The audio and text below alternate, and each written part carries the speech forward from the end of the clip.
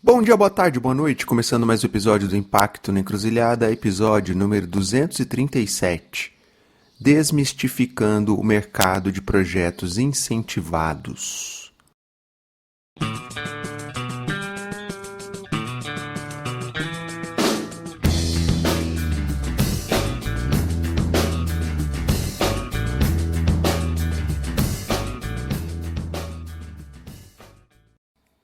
E nesse episódio eu recebi o Douglas Nicolau, CEO da Incentive, uma plataforma de projetos incentivados. A gente fala muito na Fantástica Fábrica do Impacto sobre captação de recursos e sobre o enorme potencial que há aí para o uso dos incentivos fiscais. Você sabe, né, amigo ouvinte? Lei Rouanet, Lei do Esporte, da Criança e do Adolescente, dentre tantas outras. Mas afinal, qual o tamanho desse mercado? A gente usa muito ou pouco o potencial de recursos incentivados que existe no Brasil? Há espaço para todos os players, todas as plataformas que atuam aí nesse mercado? Essas e outras questões foram muito bem explicadas aqui pelo Douglas. Ele explicou bem o tamanho desse mercado, tanto do lado das empresas, pessoas jurídicas, quanto das pessoas físicas, ou seja, de quem pode destinar parte do imposto de renda para projetos sociais culturais, quanto do lado das OSCs e dos projetos que captam esses recursos. Escuta aí para você entender que a gente ainda está longe de explorar todo o potencial que há no Brasil. Bom, o Douglas deu uma pincelada também sobre como vai ficar aí as mudanças trazidas pela reforma tributária, como que isso vai afetar os incentivos, sobretudo em âmbito estadual e municipal. Bom, e apesar da gente sempre escutar o lado positivo do uso de recursos incentivados, eu perguntei para o Douglas em que situações ele não recomenda seguir por esse caminho. Bem legal a reflexão que ele fez, bem lúcida. Escuta aí para você entender. Bom, ele também dividiu com a gente um erro dos vários, né, que a Incentive já atravessou na sua caminhada. Qualquer organização tem, né, sua coleção de erros e aprendizados. Eu achei muito bacana dele dividir com a gente um desses erros e os aprendizados que essa dor de crescimento trouxe para eles. Bom, se você gosta do conteúdo que a gente produz aqui, considere se tornar um apoiador ou uma apoiadora do podcast. Junte-se às pessoas iluminadas que mantêm esse trabalho de pé. Passa lá na Apoia-se, o link está na descrição e veja como contribuir. Fácil demais, tá? E eu aproveito para celebrar a parceria com o Prozas, que tem divulgado aí na sua newsletter semanal algum episódio aqui da casa. Valeu demais. Aproveito também para te convidar a conhecer a Baru Inovação Social, minha consultoria. Quer trocar uma ideia aí sobre possibilidades de trabalho, parcerias? É só chegar. Bom, então é isso. Agradecer demais ao Douglas por compartilhar com a gente a trajetória e os aprendizados da Incentive e, sem mais delongas, partiu para o papo. Ela é magnética, ela é cibernética, ela é folclórica, cheia de retórica. Salve Douglas, tudo bem? Seja super bem-vindo. Obrigado por você ter topado vir aqui conversar conosco. Para a gente começar, se apresenta. Quem é o Douglas? Grande Fábio, primeiro agradecer aí a oportunidade, o espaço para a gente bater esse papo, dar boas-vindas aí a todos os ouvintes e vai ser um prazer poder ter essa troca e esse momento aqui com vocês, falar um pouquinho da nossa história, da nossa jornada, impacto social e como a gente vem dedicando a nossa vida e o nosso trabalho para transformar vidas. Me apresentando rapidinho, eu sou um dos fundadores da Incentive, mas começando pela minha história, eu tive contato com projetos sociais muito jovem. A minha mãe era diretora voluntária numa creche e tudo começou ali com 8, 9 anos em algumas brincadeiras, vendendo rifa, sorvete, pastel. Então foram minhas primeiras ações, né, as iniciativas de captação de recursos. E para além, né, dessas atividades, como eu comentei, que eu participei, poder visitar a creche naquele período foi realmente algo transformador na minha vida, né? Poder acompanhar as aulas, a merenda sendo servida, brincar com as crianças e saber que, de forma simbólica, né, eu estava contribuindo com aquilo foi algo que me impactou demais. Então, eu acho que da minha infância eu já tinha um pezinho no mercado de impacto ali, graças a essa conexão, graças a essa experiência, né? Alguns anos mais tarde, pensando no que eu iria estudar, eu admiro muito a gestão pública, né, a capacidade de gerar impacto positivo, fortalecendo a educação, fomentando a saúde, contribuindo para resolver problemas da sociedade como um todo, mas, ao mesmo tempo que a gestão pública me atraía muito, a política me afastava, né? Eu queria atuar na gestão pública, mas eu não queria me envolver com a política. E aquilo, de certa forma, foi um conflito ali, adolescente, pensando em qual faculdade fazer, e eu falei, bom, realmente não quero seguir nesse caminho, não vou atuar na gestão pública, porque eu não encontrei nenhum caminho que fosse factível, viável, em que eu pudesse exercer a gestão pública sem ter ali um envolvimento com a política. E eu não estava disposto, acabei deixando esse sonho na gaveta, e fui fazer administração de empresas, depois fiz uma pós em marketing na USP e sempre atuando na área de projetos, né? Então, realizando ali eventos, projetos sociais, projetos na área do esporte, eventos em diversas outras verticais, mas sempre conectados com impacto, né? Então, eu sempre tive ali, desde o centro acadêmico, atlética, eventos próprios, então sempre trabalhando nessa frente. E quando me formei, decidi então abrir uma empresa de projetos, né? Um escritório ali de projetos que tinha como objetivo tirar projetos do papel.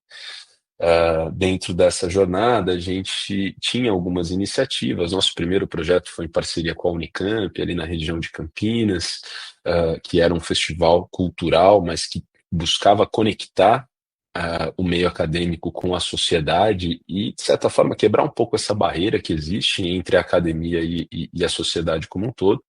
É um festival que vem acontecendo até hoje, inclusive, está aí na oitava edição já. E um dos projetos que acabou mudando muito a minha vida foi a minha trajetória, de certa forma, foi um projeto que a gente estava realizando com a APAE ali de Santo André, na Grande São Paulo. Para quem não conhece, né, está nos ouvindo aí, a APAE é uma escola para pessoas com deficiência intelectual e múltipla, e que faz um trabalho importantíssimo, né, diferente do que a gente está acostumado com ciclos rápidos, né, na nossa vida. Então, vai para uma escola, depois vai para outra, e a gente vai, de certa forma, mudando. A APAE muitas vezes atende esses jovens, né, essas pessoas do início ali da sua trajetória até o final. Então você tem nas APAES assim, alunos da primeira infância até 40, 50 anos, assim, em que visitam e estudam nessa unidade praticamente a vida toda. E quando eu conheci isso, me impactou bastante. Eu falei, nossa, que diferente, né? E para quem aqui nunca visitou uma PAI, é algo que transforma a vida, a forma que você enxerga. Você pode achar que você tem problemas na sua vida, quando você visita uma PAI, você vai sair diferente. Posso afirmar para quem já conhece, e fica essa provocação para aqueles que ainda não tiveram um contato. E nós realizamos um projeto nessa PAI que era para formar jovens em toda a cadeia produtiva do teatro, né? Então, um grupo ali que era responsável por fazer o figurino, o outro foi formado em audiovisual, fotografia e vídeo. Tinham os atores, as atrizes que iriam compor de fato aquela peça. Então, era um projeto que o ano todo tinha essa formação, e ao final eram apresentações ali para os pais, né? E para os familiares. E eu lembro que nesse dia uma das mães me chamou de lado e falou: pô, Douglas, queria agradecer, esse projeto transformou a vida da nossa família, meu filho reduziu muito o nível de crise de ansiedade por conta desse projeto, e aí com isso meu marido conseguiu arrumar um emprego, e agora a gente mudou de casa, e começou a contar uma história super bonita. Aquilo me emocionou muito. Realmente me impactou, e eu voltei ali para a plateia para assistir a próxima peça, bastante emocionado e refletindo sobre tudo que eu estava enxergando ali. E nesse momento foi que eu entendi que a gente estava, gerando mais impacto social, né, tirando projetos sociais do papel. Dois, atuando com as leis de incentivo, a gente estava gerando mais transparência e eficiência para o uso dos nossos impostos, né? E três, a gente estava fazendo isso de uma forma independente, né? A gente estava, de certa forma, fazendo uma gestão pública, mas sem a necessidade daquela conexão com a política, né? Então, para quem está nos ouvindo e não conhece, as leis de incentivo permitem o direcionamento de parte dos impostos para causas sociais. Então, foi uma avenida que a gente encontrou para conseguir ajudar organizações sociais, contribuir com esses projetos, redirecionando parte dos impostos de grandes empresas para promover um impacto social positivo. E esse dia foi quando a ficha caiu, né? Eu entendi que a gente estava ali contribuindo, a gente estava de fato fazendo algo que tinha um grande potencial. Acho que muitos aqui que atuam estão nos ouvindo na área de cultura ou de outras frentes da área social. Nessa época eu tinha 2 empregos, esse projeto que eu fazia o que eu acreditava e um outro emprego que era o que eu ganhava dinheiro, e tive que tomar uma decisão muito difícil de acreditar, né? Falei de arriscar e falar, bom, realmente entendo isso como um projeto de vida, né? Entendo isso como algo conectado ao meu propósito de fato, contribuir com essas organizações, de tirar realmente projetos do papel, e essa conexão com o uso dos impostos foi algo que sempre me pegou muito, né? Fazendo um parênteses aqui, quando eu vi aquelas matérias de desvio de recursos da merenda e da sal, cara, aquilo me deixava tão mal, assim, mas tão mal. E quando eu tive essa oportunidade de contribuir com projetos e garantir que aquele recurso dos impostos estava sendo bem aplicado, me gerou uma satisfação, assim, muito positiva. E nesse dia, então, tomei essa decisão difícil de sair do meu outro emprego e falar, cara, vou realmente investir minha vida nessa frente, quero trazer soluções, quero buscar inovação, quero realmente tentar dar o meu melhor aqui para conseguir criar uma solução que traga mais eficiência para o mercado.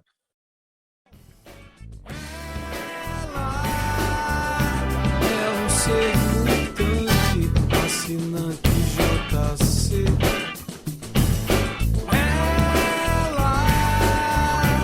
Ela quer ser vista, mas não olha pra você.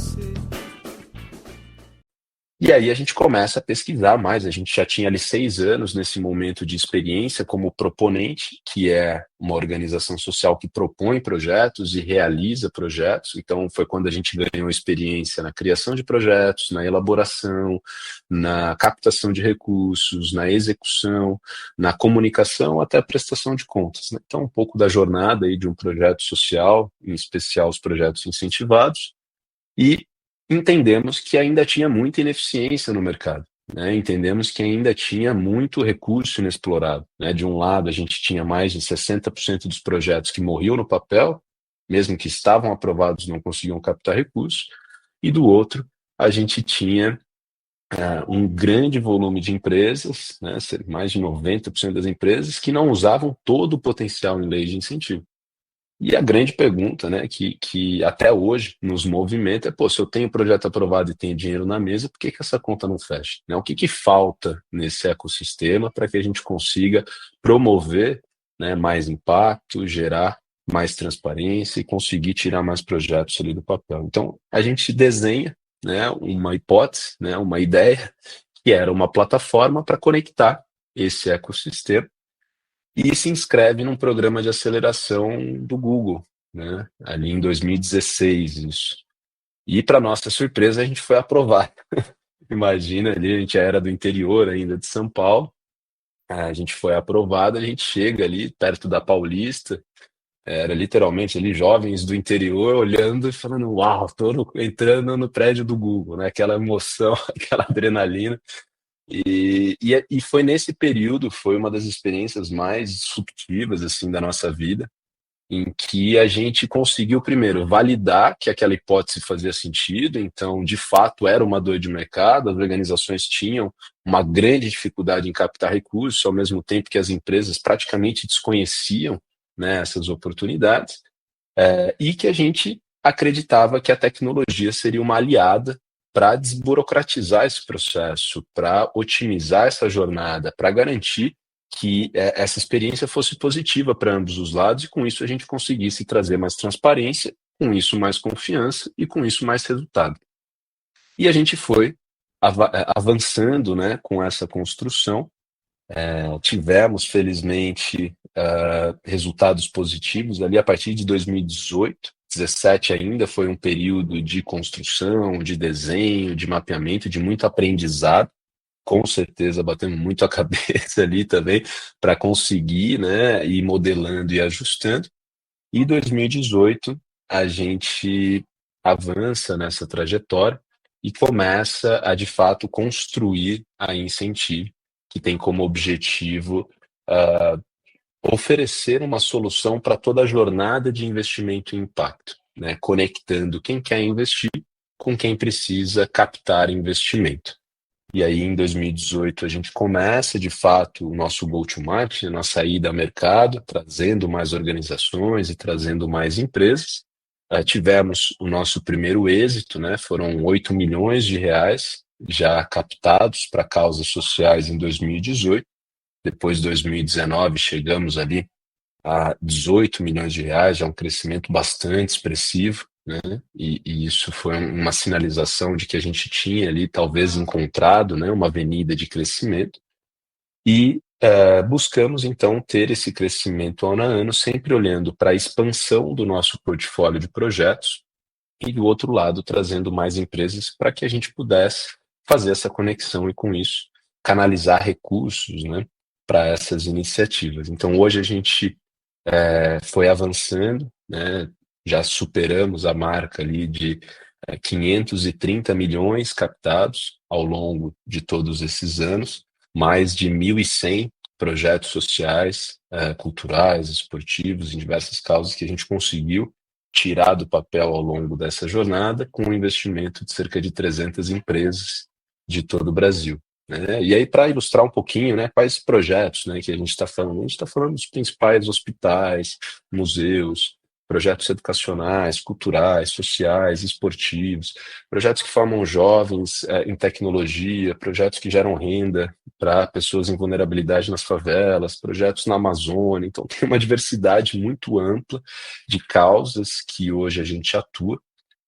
Ao longo dessa jornada, a gente acabou desenvolvendo o maior portfólio de projetos do país. Hoje são mais de 6 mil projetos que estão na nossa plataforma, superam a marca ali de 7 bilhões de reais, então um volume bastante expressivo de projetos aptos a receberem recursos. E o nosso desafio é trazer um volume maior de empresas para que invistam, né? Para que a gente consiga tirar mais projetos do papel.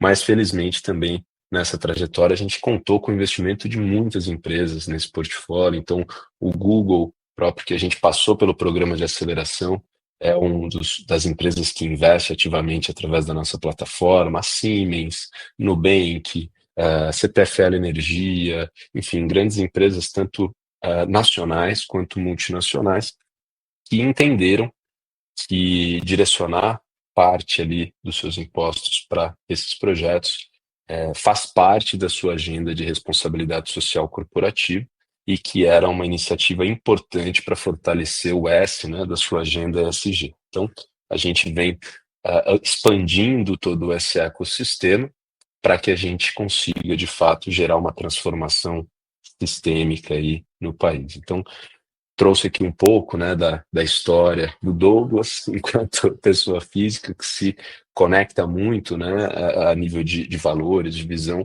com a criação da Incentive. E hoje, o que seria essa plataforma, né, oferecendo uma solução para toda a jornada de investimento em impacto, hoje para projetos no Brasil e quem sabe um dia aí para mais países da América Latina e do mundo.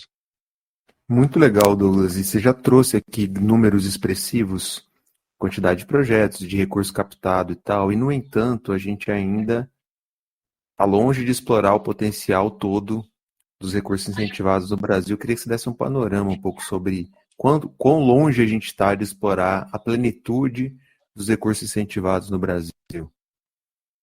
Perfeito, Fábio. Para trazer um pouco mais de dados, eu vou separar aqui em algumas caixinhas, tá? Para facilitar o entendimento, até para quem não conhece tanto do assunto.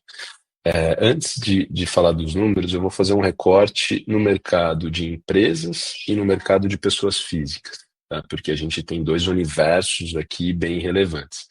E dentro do mercado de empresas, é importante destacar que a gente tem as leis federais, que aproveitam parte do imposto de renda, que é o imposto federal, as leis estaduais com o ICMS, que é um imposto estadual, e as leis municipais com o ISS e IPTU. Então a gente tem um valor muito expressivo, que supera a marca ali de 12, 15 bilhões de reais, se a gente olhar só o lado das empresas, o quanto elas poderiam destinar, e que atualmente cerca de 6 bilhões estão sendo destinados, né? Então a gente tem um oceano azul de empresas que ainda poderiam aproveitar melhor as leis de incentivo.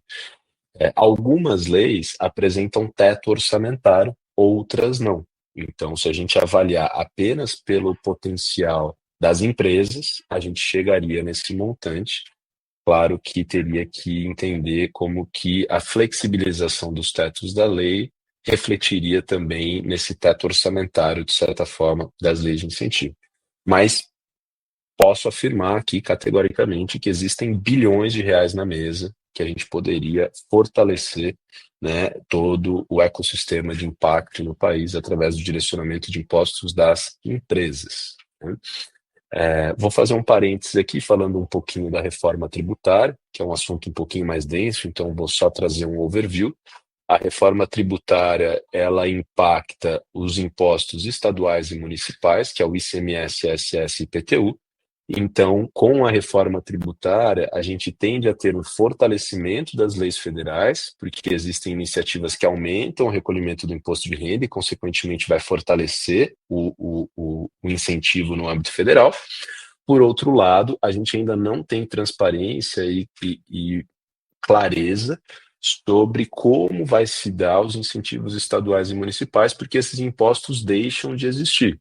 Então, a partir de 2028, a gente vai ter essa transição, e aí, com isso, a gente ainda não sabe, isso vem sendo discutido em larga escala, mas ainda não se sabe exatamente como vai se dar a substituição e se terá uma substituição com a inclusão dos novos impostos, tá?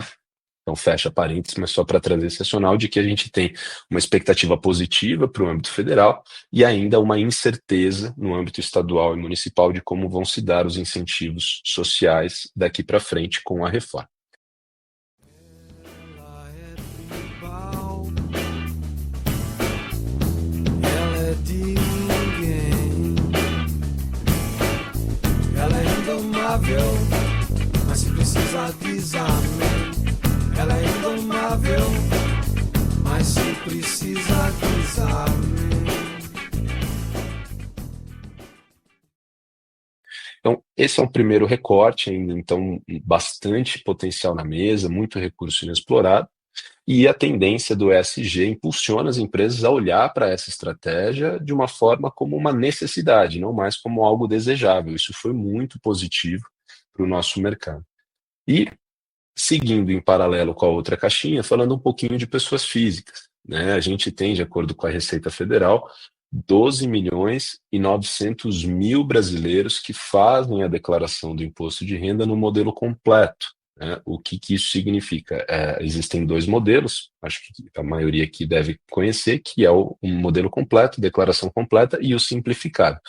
Para que uma pessoa física possa destinar parte do seu imposto para alguma causa social, ela precisa fazer no modelo completo. Por isso que eu fiz esse recorte, 12 milhões e 900 mil brasileiros.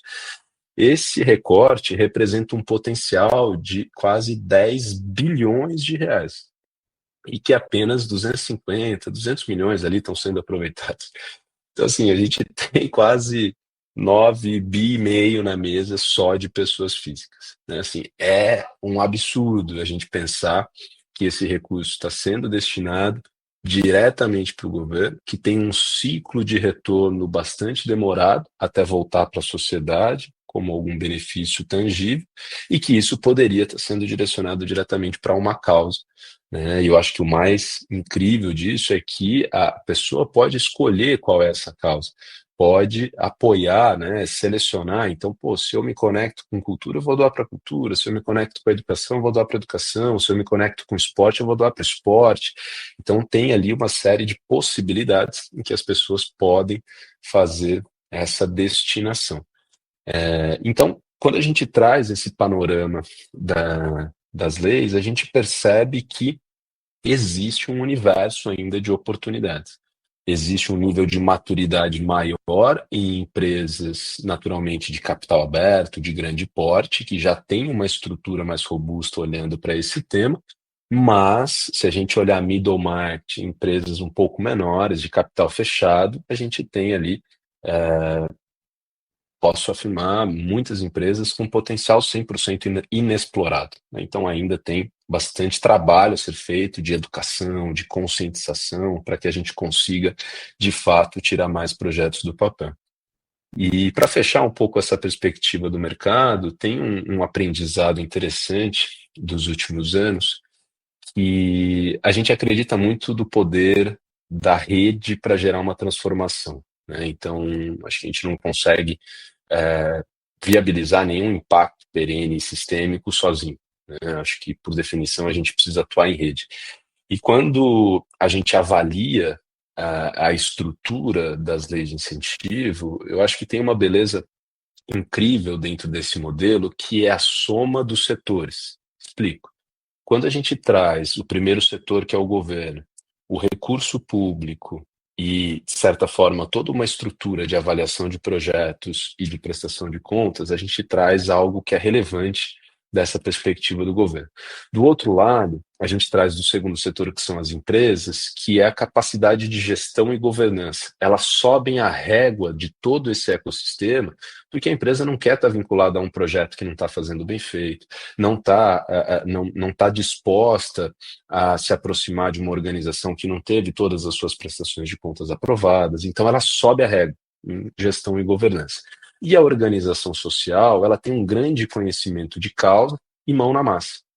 Então, eu acho que isso é muito bacana do mercado que a gente atua, que é a soma das potencialidades dos setores. Cada um entra com aquilo que é bom e a gente consegue, de fato, fortalecer todo esse movimento. Então, a organização que está lá na ponta, na favela, ela sabe qual que é o problema, ela entende qual que é aquele problema e ela traz a proposta para resolver. A empresa entra com o recurso, direciona os impostos, mas vai aplicar também boas práticas de gestão e governança para que consiga trazer melhores resultados para aquela organização, para o projeto.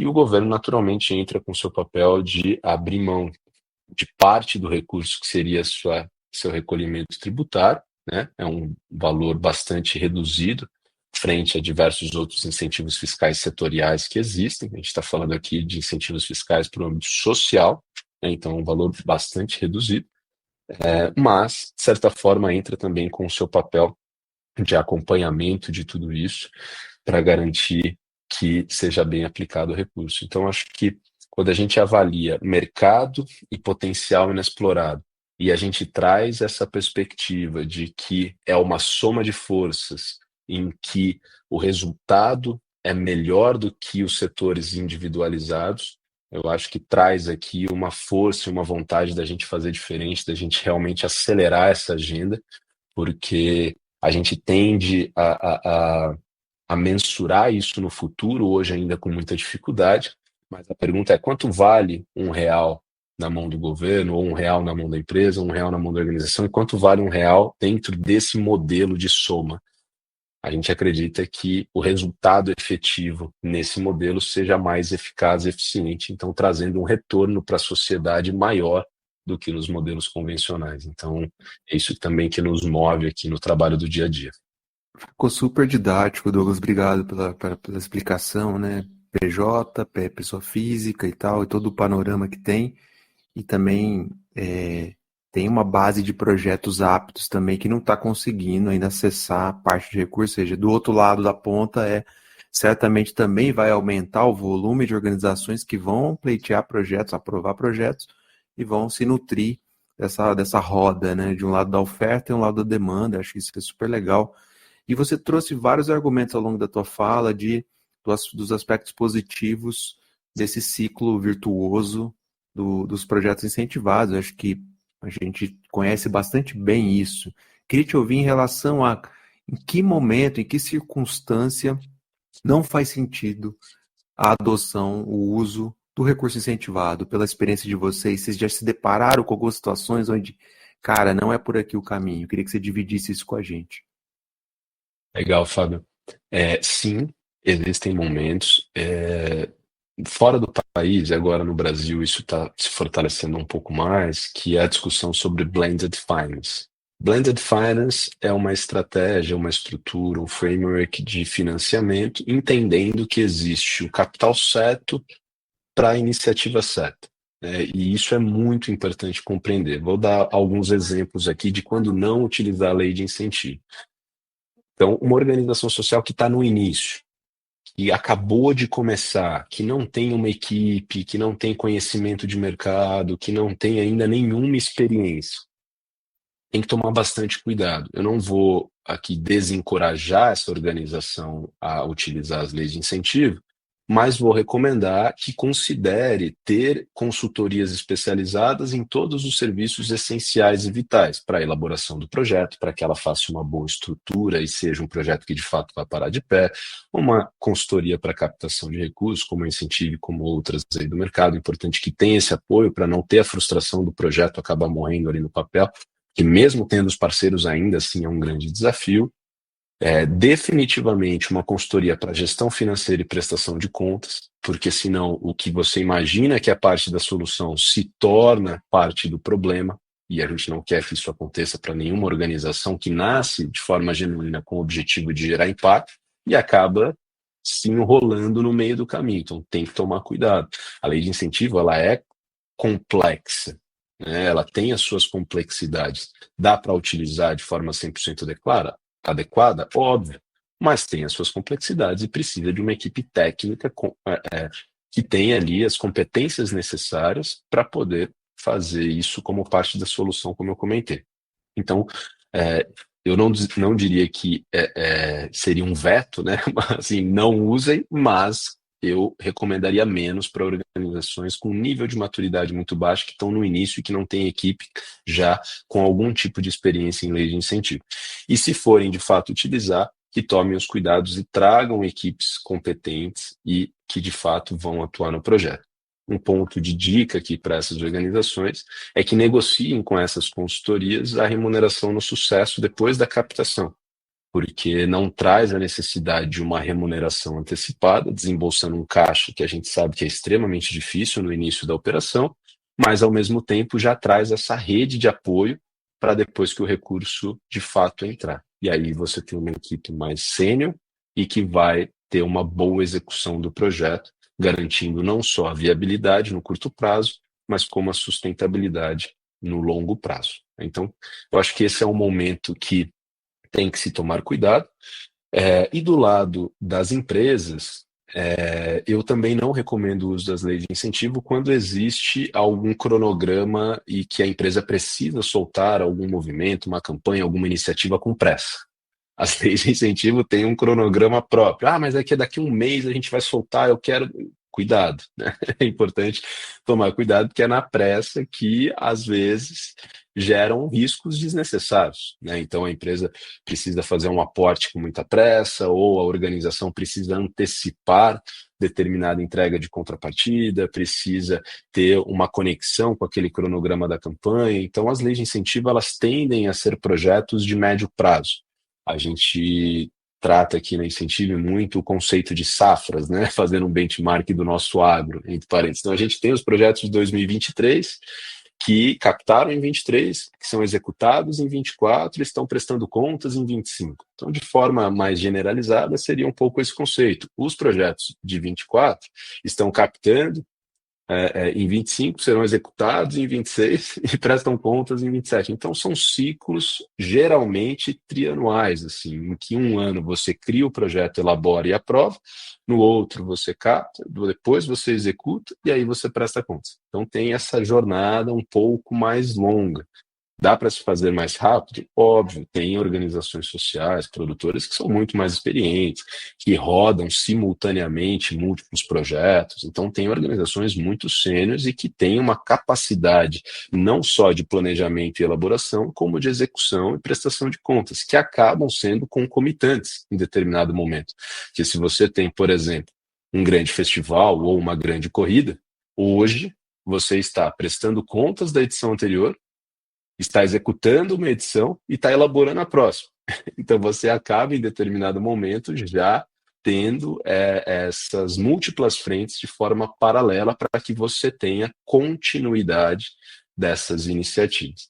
Então, voltando ao primeiro exemplo que eu dei, isso exige um pouco mais de maturidade, por isso não é indicado para organizações sociais que estão iniciando ainda a sua jornada de impacto, e ao mesmo tempo para as empresas que têm um cronograma próprio e que aí buscam acelerar os cronogramas das leis de incentivo. A gente não recomenda, é algo que tem que se tomar cuidado ali e seguir estritamente aquilo que a lei exige para mitigar riscos e garantir que, de fato, todo esse trabalho, todo esse movimento seja sempre parte da solução e nunca do problema.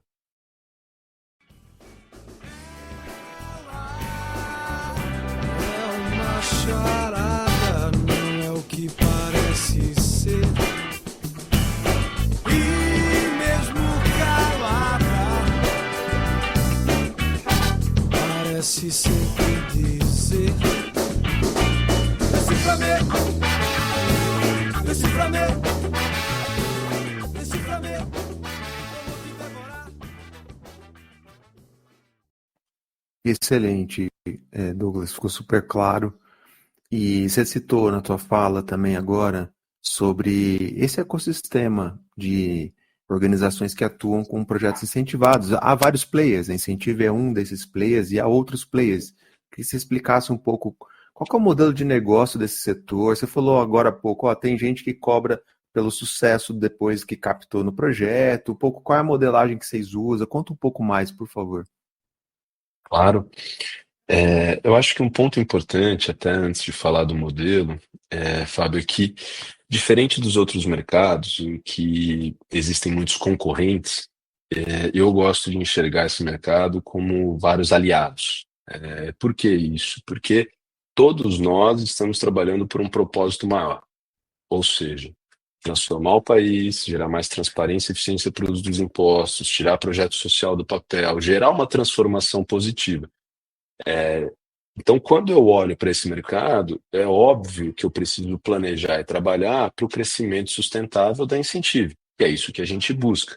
Mas, ao contrário, talvez, de muitos outros mercados, o crescimento de outros players não me deixa triste, me deixa também feliz, porque quanto mais todos nós crescemos, significa que mais projetos estão sendo beneficiados, que mais empresas estão tendo essa eficiência e mais impacto está sendo gerado no país que a gente vive, que a gente ama e que a gente quer, de fato, ver diferente. Então, eu acho que esse é um primeiro parênteses que eu queria trazer, que é uma forma, talvez, diferente da gente enxergar o mercado de impacto como diversos players que são aliados buscando um propósito maior, que é gerar impacto e uma transformação positiva. E aí, entrando um pouco no modelo de negócio, existem diversos portes, tamanhos e modelos, né? Então, hoje a Incentive está entre as principais plataformas do país, existem outras que atuam de formatos diferentes, e a gente entende que a gente precisa oferecer uma solução para o ecossistema. Então, esse foi o gancho desde o nosso início, em que se a gente atuasse só do lado dos projetos, talvez a gente não conseguisse resolver, porque a gente ia apoiar as organizações, mas não teria essa conexão. Se a gente atuasse só do lado das empresas, talvez a gente também não conseguiria ter uma base de projetos relevante, de fato fortalecer tudo isso. Então, a nossa premissa, a nossa hipótese é, a gente precisa conectar esse ecossistema. Então, esse é o nosso maior diferencial hoje, e a gente usa inteligência de dados e inteligência artificial para fazer esse match, né, então, do projeto com a empresa. De forma breve, a empresa vai informar ali as suas diretrizes estratégicas, ou seja, o território, a sua causa, o segmento cultural, esportivo, tudo isso dentro de uma pontuação de 0 a 5. Isso alimenta o nosso algoritmo, e com esse algoritmo a gente gera um ranking de projetos. E esse ranking de projetos ajuda a empresa a tomar a decisão, porque eu tenho o projeto nota 95, 92, 90 e assim por diante. Então, dá subsídios e insumos para que a empresa possa seguir com aquele projeto para o investimento ou até dar um feedback negativo, que muitas vezes é necessário. Ó, o projeto não está alinhado ao nosso território, a nota foi baixa, então não seguiremos. Então, a gente utiliza da nossa plataforma para fazer essa conexão. Quais são os serviços que a gente presta? Para as organizações sociais, a gente atua em toda a jornada pré-captação, captação e pós-captação, que é similar ao mercado de vendas, então pré-venda, venda e pós-venda, de forma simples, que é a venda daquele projeto para que receba recursos e possa sair do papel, e também, dentro dessas jornadas, serviços administrativos de comunicação e comerciais, então, que são necessários para que aquele projeto tenha sucesso. Então, é uma forma que a gente atuou. A grande maioria das organizações a gente entra apenas no sucesso, porque a gente sabe dessa grande dificuldade, e recentemente a gente lançou um modelo que a gente chama de proponente premium, que é aquela organização que tem a intenção de entrar com a remuneração no sucesso, mas ter ali uma remuneração mensal para que tenha mais tempo dedicado, para que tenha mais força, uma equipe ali atuando de forma consistente e contínua, buscando resultados e recursos para aquela organização. Então, a gente hoje tem um modelo que é o FII mensal e o sucesso, ou apenas no sucesso. Então, é uma prestação de serviço, de forma simples, em que a tecnologia é meio para fortalecer a entrega de valor para as organizações. Como eu comentei, a gente tem mais de 6 mil hoje na nossa plataforma, o maior portfólio do país, não é só uma base de dados, são clientes, né? Todos eles nos contrataram, hoje fazem parte do portfólio da Incentive e recebem ali a efetiva prestação de serviços, e aí quando a gente tem êxito, obviamente, a gente é remunerado por isso. E do lado das empresas, a gente entrega tecnologia, né? A gente tem alguns módulos de tecnologia, que são os módulos para fortalecer a governança dessa empresa, então tanto para chamadas e editais, então ela pode ali ter um white label para receber projetos, avaliar, ranquear, fazer toda essa triagem automática, então trazendo alguns diferenciais do mercado. Então toda essa base que eu expliquei do score de afinidade estratégica, do algoritmo, também é aplicado nesse white label para que as empresas não gastem ali o seu tempo de forma operacional e consigam utilizar isso de forma mais estratégica, olhando para o projeto, buscando potencializar o seu impacto e alocando também aportes intelectuais, né, nessas iniciativas. E a gente tem um segundo módulo, que é um módulo de monitoramento e gestão de portfólio, que é para gestão de todas as entregas, né, se de fato o projeto fez tudo aquilo que foi combinado, também o acompanhamento das contrapartidas, que envolvem todas as aplicações de marca, e coleta de métricas e indicadores que vão tangibilizar quais são os resultados daquela organização e depois alimentar os relatórios de sustentabilidade ESG daquela companhia. Então, a gente acaba entregando soluções diferentes e complementares para as empresas, tecnologia, governança e transparência, para as organizações sociais, uma prestação de serviço com foco na viabilização dos seus projetos e a sustentabilidade financeira. Super claro, Douglas. Obrigado por compartilhar, cara. E para a gente caminhando para o final aqui, queria que você lembrasse aí da época que vocês foram acelerados lá no Google para agora e pudesse dividir um erro e como é que vocês corrigiram. Bom, erros tem muitos numa vida de um negócio de impacto, mas assim, escolhe um e compartilha, porque o erro nos ensina muito, né? Então eu queria que você compartilhasse com a gente. Boa, Fábio. Cara, de fato, você acertou, houveram vários. Então, a jornada empreendedora é um grande desafio, e quando a gente traz o empreendedorismo de impacto, né, que busca o triple bottom line, o capitalismo consciente, então gerar impacto social positivo, impacto ambiental positivo e fazer tudo isso parar no azul, né, parar de pé, é um desafio muito grande. E uma das nossas estratégias foi posicionar a Incentive como uma startup, porque de fato a gente atua com base tecnológica e a gente captou investimento, né? Então, em 2018, a gente trouxe uma rodada de investimento anjo, liderado pela Harvard Angels, que é formado por ex-alunos de Harvard, mas entrou anjos do Brasil, Insper Angels também.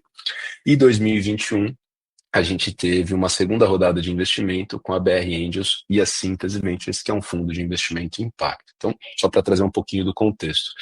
Em 2021, quando a gente recebe essa rodada, a gente vinha numa média de crescimento anual de 70% a 80% ao ano. Então, praticamente, a gente dobrava a cada ano.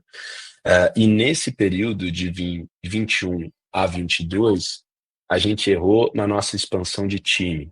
A gente cometeu um erro muito grave de crescer rápido demais o time sem ter a base preparada para suportar aquela estrutura.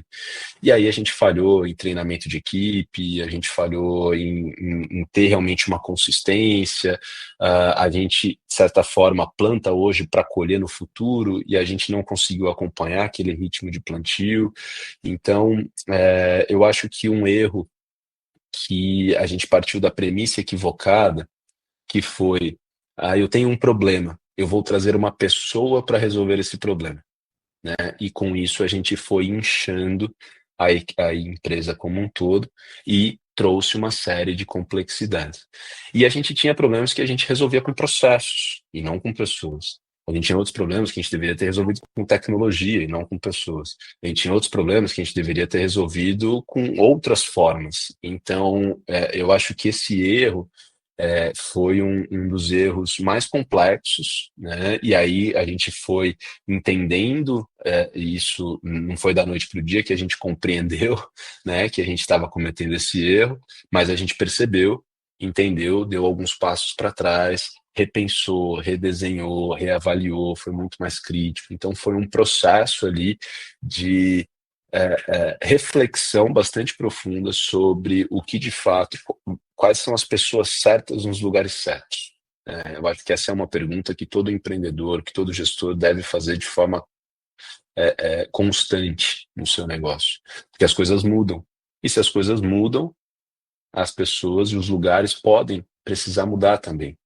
Então, essa reflexão trouxe para a gente uma série de aprendizados, né, a nível de gestão estratégica, a nível de gestão tática e operacional, como a gente organizava a equipe, como a gente estruturava o nosso organograma, como era o fluxo interno de comunicação, como era o controle das demandas, como que era o controle da performance e avaliação de desempenho da equipe. Então, isso influenciou em diversas outras frentes de atuação, e que deixou tudo muito mais complicado.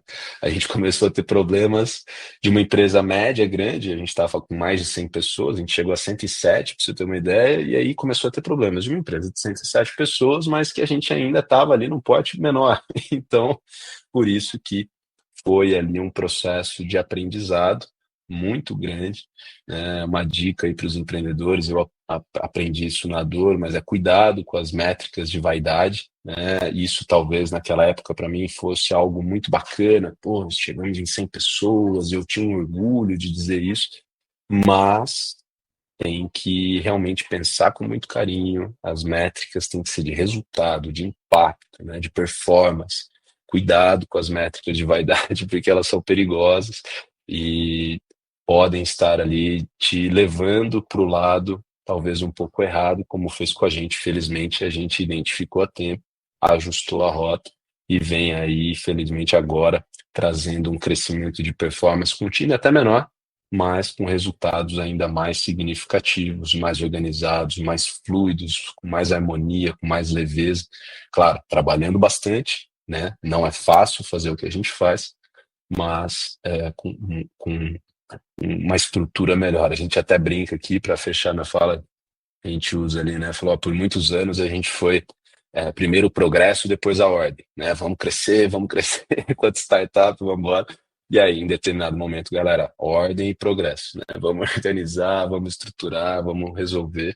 Então, ajustamos ali a rota e acho que foi um dos aprendizados importantes que a gente teve, que espero que outras organizações tenham esse desafio de crescer, mas que possam aí já aplicar esse aprendizado de ter uma boa estrutura, uma boa base e bons mentores nesse processo para que possa fazer isso da melhor forma possível e dentro dos trilhos.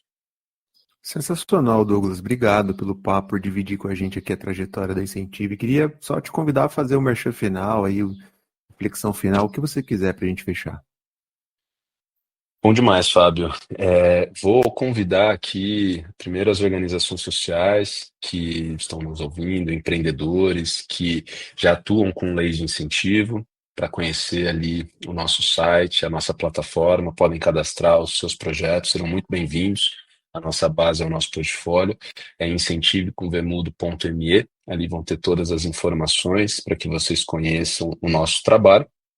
Organizações que ainda não conhecem as leis de incentivo e que querem conhecer mais, entender se vocês podem utilizar, também podem nos procurar. A gente tem uma solução específica para isso, que é um diagnóstico de oportunidade que vai mostrar para vocês tudo que vocês podem fazer e como trazer recursos também através das leis de incentivo. Então, basicamente, a gente tem soluções aí para todos os perfis de organizações sociais do país.